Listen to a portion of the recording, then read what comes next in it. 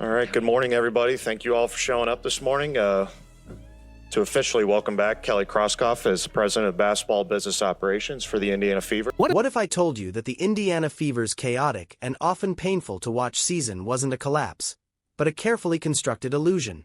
What if every botched possession, every defensive miscommunication, and every sports column questioning whether Caitlin Clark belonged at this level was all part of a deliberate, calculated, and breathtakingly bold master plan?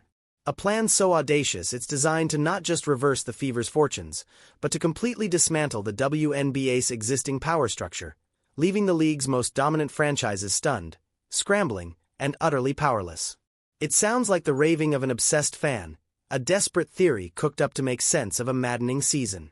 But the team's own president may have just accidentally confirmed everything, lifting the veil on a strategy that is as brilliant as it is ruthless.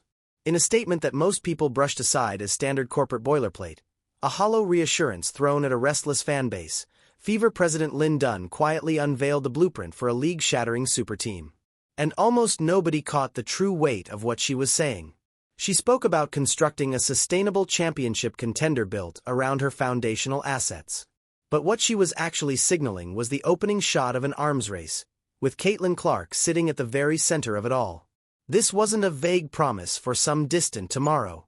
It was a declaration of war against every other franchise in the league, and the opening moves are already happening behind tightly closed front office doors.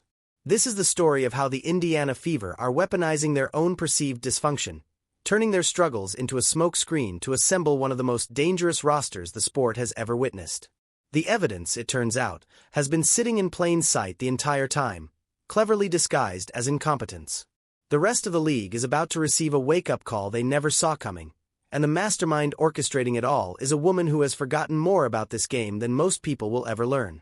Lynn Dunn, a living legend in women's basketball, a coach and executive who has left her fingerprints on the very DNA of the WNBA, is widely regarded as a strategic genius, a puppet master who operates 3 moves ahead while everyone else is still reading the board. She does not waste words, and her recent public comments about the franchise's direction were far more loaded than they appeared on the surface. She emphasized building around her cornerstones and bringing in the caliber of veteran talent required to compete at the absolute highest level. To the average observer, this sounds like exactly the kind of thing any general manager of a rebuilding team would say. It's safe. It's measured. It's forgettable. But to anyone fluent in the carefully coded language of front offices, this was a signal that could not be more clear or more alarming. The single word that reframes everything is compete, not develop. The age of patience in Indiana, the slow and grinding process of gradual improvement, has been officially and decisively put to rest. They are not sitting back and waiting 3 or 4 years for their young draft picks to slowly find their footing and hopefully evolve into something competitive. The message buried between those carefully chosen lines is that the timeline has been compressed, almost violently so. The front office can see with perfect clarity the historic wave of attention Caitlin Clark has generated, the sold-out arenas across every road city, the record-shattering television ratings, the global media circus that follows her every move, and they understand they are in possession of something extraordinarily rare. But they also understand that this golden window of opportunity is fragile and is shrinking with every flagrant foul their franchise player absorbs. Dunn's statement wasn't just a roadmap. It was the quiet ignition of an all-out, no-holds-barred championship pursuit. And it means being willing to strip away large portions of their current roster and rebuild it from the ground up into something truly unstoppable. This isn't about adding a complementary piece or filling a positional need. This is about engineering a dynasty at a speed the league has never seen before. But this sense of fierce urgency didn't simply materialize from panic or opportunism. The very groundwork for this audacious power grab was laid more than a year ago, long before the cultural phenomenon known as Clarkonomics had taken over the sports world. Before a single ticket was sold in Caitlin Clark's name, the Fever had already secured the first and arguably equally important cornerstone of their future dynasty. Aaliyah Boston, the 2023 #1 overall pick and reigning WNBA Rookie of the Year, was the first line drawn in this blueprint. She is not simply a physical presence in the paint. She is a technically refined, dominant force with elite footwork, exceptional basketball intelligence, and a defensive anchor's instincts that can define a franchise for a full decade. She was precisely the kind of foundational bedrock that championship teams are built upon. Then, through an extraordinary combination of fortune and another difficult season, they landed the single most valuable asset in the modern history of women's basketball, Caitlin Clark. Securing 2 consecutive #1 overall picks is a statistical rarity of the highest order, and what it delivers is a perfectly constructed, devastatingly complementary inside-out combination that rival franchises spend entire eras desperately trying and repeatedly failing to build. You have Clark with her limitless shooting range and an otherworldly ability to read and manipulate defenses from well beyond the arc. And you have Boston, an immovable and technically brilliant force in the post, primed to punish any defense that overloads its resources toward containing Clark. And here is where the true secret weapon of this master plan comes into focus, the financial cheat code that makes the entire superteam construction not just imaginable, but practically inevitable. Both of these franchise-defining superstars are currently locked into remarkably modest rookie-scale contracts. Caitlin Clark, the most recognizable and commercially powerful female athlete on the entire planet, is earning less than $80,000 per year from her WNBA salary. Aaliyah Boston sits in a comparable pay range. This is not merely a quirky footnote. It is the financial loophole that blows every door off its hinges and opens the path to a complete hostile takeover of the league. The Fever have 2 of the premier young players in the entire sport locked in at a combined cost that pales in comparison to what other teams are paying for a single veteran role player. In a league operating under a rigid hard salary cap, this creates a level of roster-building freedom that is virtually unprecedented in WNBA history. They hold the 2 most critical pillars of a championship dynasty at a combined salary that would not cover a single veteran contract on the Las Vegas Aces books. It is the most audacious financial maneuver in the history of the league, and they are now fully positioned to cash every last chip in. But possessing 2 elite young stars was never supposed to produce this particular level of urgency and desperation. The original, far more conventional plan was almost certainly a slow, methodical construction. Add a complementary piece here, develop the young talent there, and position themselves to be a legitimate contender somewhere in the 3 to 5 year range. Every single bit of that changed the moment Caitlin Clark set foot on a WNBA court, and the league's seasoned veterans collectively decided to give her the most hostile welcome the sport had ever witnessed. Nobody, not even the most cynical and pessimistic executive sitting inside the Fever's front office, could have genuinely anticipated the sheer ferocity, and let's be completely and unflinchingly honest about this, the outright targeted aggression she would face from the very first game. The now notorious hip check from Kennedy Carter wasn't simply a foul called on the court. It was a detonator. The blindside screen thrown by Breanna Stewart wasn't just a hard-nosed basketball play. It was a jarring alarm bell. The relentless bumps, the off-ball shoves, the suffocating physical defense, and the media firestorm that framed her as being bullied and openly tested sent shockwaves crashing through the entire organization. They understood within a matter of horrifying days that they were not simply managing a talented basketball player.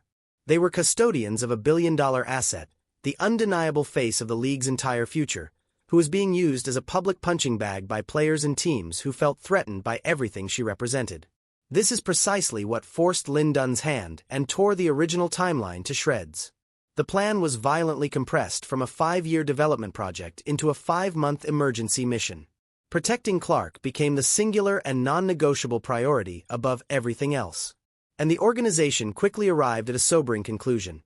The only genuine way to accomplish that is to surround her with such an overwhelming concentration of offensive and defensive talent that opposing teams simply cannot afford to funnel all of their physical energy and tactical aggression in her direction.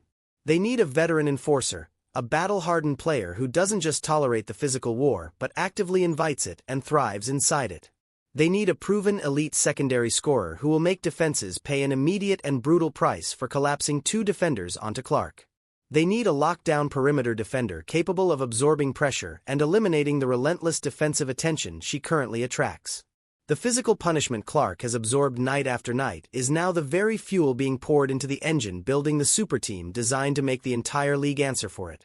The front office watched their franchise cornerstone get roughed up repeatedly in front of a global audience, and they arrived at a unanimous and unambiguous conclusion. Enough was enough. The time for cultivating and developing had expired. The era of domination was beginning. The days of playing the role of the league's little sister were finished. It was time to become the monster that the rest of the league would lose sleep worrying about. But an ambitious and aggressive plan without the financial infrastructure to bring it to life is nothing more than a fantasy. And this is the precise point where this strategy transforms from a hopeful organizational dream into a terrifyingly realistic nightmare for every other franchise in the WNBA. The league enforces a rigid hard salary cap, which means no team can simply throw unlimited money at the problem the way franchises in other professional sports occasionally can. It demands careful, almost surgically precise strategic planning executed over multiple roster cycles. And that is exactly what the Fever have been quietly and methodically doing while the rest of the league was busy paying attention to everything else. With Clark and Boston sitting comfortably on their almost laughably affordable rookie deals, the Fever have engineered a financial advantage so significant it genuinely feels like someone handed them a cheat code to a game everyone else is playing by the normal rules. Now take a long, careful look at the rest of their current roster construction. It is populated with players operating on expiring or short-term contract arrangements. These are not simply roster spots being filled to round out a team. They are financial assets, sitting in a carefully assembled inventory, waiting to be systematically cleared from the payroll at precisely the right moment. Players like Kelsey Mitchell, an undeniably talented and productive scorer, but one who commands a substantial salary relative to the league scale, could be moved in a trade to unlock an even more significant block of available cap room. The front office possesses the ability to allow these contracts to run out naturally or to bundle them into trade packages, thereby clearing a massive and unprecedented amount of salary cap space to aggressively pursue a max contract superstar, and potentially pursue two of them simultaneously. They are methodically, patiently, and brilliantly constructing a financial war chest that the overwhelming majority of other franchises in this league cannot even begin to dream of matching. It is a breathtaking and almost ruthless exploitation of the league's own rules and structures. They are leveraging every painful losing season, every high draft pick born from failure, every year of mediocrity that the fan base endured, and transforming all of it into the foundation of a financial juggernaut. They can walk confidently into any free agent negotiation and extend a top-tier superstar a maximum contract offer that competing contenders, teams already stretched thin paying their own stars like Aya Wilson or Breanna Stewart, simply cannot financially replicate or match. It is an elaborate game of financial chess being played at the highest possible level, and the Fever are already 3 moves ahead of the board, meticulously positioning themselves to deliver a checkmate to the entire league by converting their carefully cultivated cap flexibility into an overwhelming and suffocating volume of on-court firepower. This has long since stopped being about adding a solid complementary player to a developing roster. This is now a full-scale hunt for a whale, a genuinely league-altering talent who will complete their triangle of power and make the entire sports world take notice. So who precisely are they targeting in this covert and carefully concealed operation? This is the layer of the plan that no one inside the front office will ever openly acknowledge in a press conference or a public statement. But the whispers circulating around the league and the logical connections being drawn by those who are paying close attention are already beginning to converge into a remarkably clear and alarming picture. They do not simply need another scorer dropped onto the roster. They need an extraordinarily specific type of player. A seasoned veteran who carries championship experience and the mental fortitude that comes with it. Someone psychologically equipped to handle the enormous and unrelenting pressure of sharing a court with Clark and simultaneously capable of stepping into a commanding vocal leadership role within the locker room. Names like Kelsey Plum, a proven explosive scorer and a fierce and unapologetic competitor, surface immediately as a primary trade target worthy of serious pursuit. Picture her operating on the wing, an unstoppable slashing threat who would make it a near impossibility for any defense to sit back comfortably and send help toward Clark or Boston. Or consider a player in the mold of DeWanna Bonner, a tough, physical, and versatile forward who competes with a mean streak embedded in her DNA and who would instantly become the team's on-court enforcer, delivering a clear and unmistakable message to every franchise in the league that the era of pushing Caitlin Clark around without consequence is permanently and decisively finished. But the ultimate prize, the acquisition that would genuinely fracture the existing league hierarchy and announce the dawn of a completely new era of dominance, would be poaching a marquee star directly from one of the current established super teams. Could they mount a stunning and audacious pursuit of a player like Jewell Loyd, or potentially set their sights on someone from the Aces or the Liberty as contracts begin to expire and free agency windows crack open in the coming seasons? With the historically unprecedented cap space they are systematically constructing, absolutely no name is too big, too unrealistic, or too far off the table to pursue. The Fever are quietly and deliberately assembling a secret target list, pinpointing with precision the exact players who align with their system, their compressed timeline, and their newly adopted aggressive and uncompromising mentality. They are hunting for killers, for seasoned veterans who may have grown restless and disillusioned within their current role and are hungry for the opportunity to forge an entirely new legacy standing alongside the brightest and most electrifying star the sport has ever produced. And the construction of this super team is no longer a question of whether it happens, but a deeply unsettling and urgent question of who gets targeted and precisely how soon the trigger gets pulled. This aggressive, paradigm-shifting strategy isn't unfolding in isolation or inside a bubble. The rest of the WNBA is watching every single development with extreme attention, and behind the composed and carefully rehearsed language of their public statements, the truth is far more raw. They are genuinely and profoundly terrified. For the better part of the last several years, the real power in this league has been concentrated in two very specific and very deliberate places, Las Vegas and New York. The Aces and the Liberty have been constructed and maintained like the gold standard of modern super teams, stacked from top to bottom with MVP-caliber talents, perennial all-stars, and decorated Olympic gold medalists. They, along with the broader league establishment, had fully convinced themselves that the next several years of championship contention were already spoken for, a comfortable and familiar two-team race with a predetermined cast of contenders. Not a single person in either of those front offices, not a single analyst, not a single beat reporter covering those franchises, ever seriously entertained the idea that the Indiana Fever, a team that had spent the better part of a decade serving as the league's most reliable doormat, would materialize overnight as their single most dangerous and existential threat. And the news and rapidly circulating rumors surrounding this master plan are sending genuine shockwaves cascading through rival front offices across the league. Suddenly, the star players those organizations believed were loyal, settled, and committed for the foreseeable future are beginning to look at Indiana with fresh eyes, seeing it as a new, thrilling, and impossibly high-profile destination unlike anything else currently available in the league. Why accept the diminished role of being the third or fourth scoring option buried within an already established super team when the alternative is becoming the final, celebrated, and historically significant piece of an entirely new dynasty, playing every single night on national television under the brightest possible spotlight, right alongside the most popular, most talked about, and most commercially powerful player in the entire world? This bold and unapologetic power move by the Fever is a direct and unmistakable challenge thrown at the feet of the league's entrenched elite.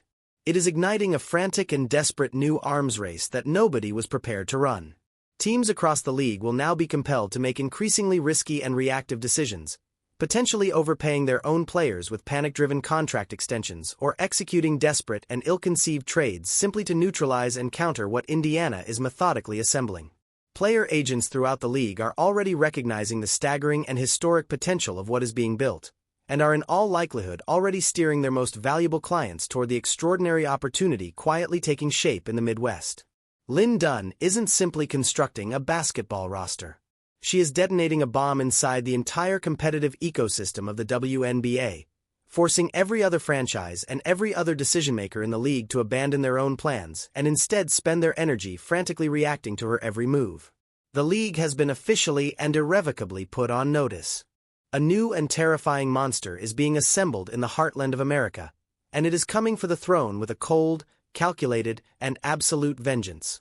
However, gathering a collection of superstar talents under one roof is one thing entirely. Making the whole volatile and combustible combination function together in genuine harmony is a completely different challenge, one that carries its own unique and potentially catastrophic dangers. And that reality leads directly to the final, most unpredictable, and most explosive piece of this entire grand puzzle: the person standing on the sideline holding the clipboard. Christy Sides is the current head coach of the Indiana Fever. And while she commands a well-earned reputation as a knowledgeable and respected basketball mind, she has never once in her coaching career been tasked with managing a team operating at this altitude of assembled talent and this crushing magnitude of external expectation. Guiding a young and still developing roster through a rebuilding season where hard-fought moral victories are treated as meaningful progress is an entirely different universe from presiding over a locker room populated wall-to-wall with all-stars, each carrying their own carefully constructed public brand, their own deeply ingrained ego, their own very specific and non-negotiable demands for how the basketball should be distributed and how their role should be defined. The pressure bearing down on whoever occupies that head coaching chair would be immense, suffocating, and completely unrelenting from the very first day of training camp. Every single loss would be processed and amplified by the national media as an organizational crisis demanding immediate explanation. Every play call dissected under a microscope by millions of passionate and vocal observers. Every substitution pattern questioned, second-guessed, and loudly criticized by an army of analysts, former players, and social media voices who never miss an opportunity to render a verdict. The history of professional sports is a graveyard littered with the wreckage of super teams that self-destructed from the inside out, torn apart by internal conflict, festering power struggles, or the presence of a head coach who lacked the commanding presence and unshakable authority required to hold a room and earn the unquestioned respect of multiple elite and strong-willed star players simultaneously. Is Christy Sides genuinely the right person for that historically monumental and uniquely demanding job? Or does she represent something more transitional in nature, a capable and steady placeholder quietly maintaining order and keeping the seat warm until the super team has been fully assembled and activated? At which point the front office executes its final and most ruthless personnel decision yet and imports a legendary, high-profile, and universally respected coaching name to step in and lead their newly forged machine directly to a championship? This is the unspoken and deeply uncomfortable question hovering over the entire enterprise, the one variable that carries the power to determine whether this grand and audacious project ultimately ascends to historical greatness or crashes and burns in the most spectacular fashion imaginable. The chemistry has to be flawless and unbreakable, not just in the visible and public moments on the court during game action, but in the most private, unguarded, and honest moments that unfold behind closed locker room doors when the cameras are gone and the real conversations happen. One miscalculation, one irreconcilable clash between powerful and uncompromising personalities, and this dream scenario that the entire basketball world is beginning to buzz about could deteriorate into the most catastrophic and embarrassing public relations disaster in the history of the franchise, collapsing under the colossal and merciless weight of its own enormous hype before it ever gets the opportunity to step onto the court and actually dominate the way it was always designed to.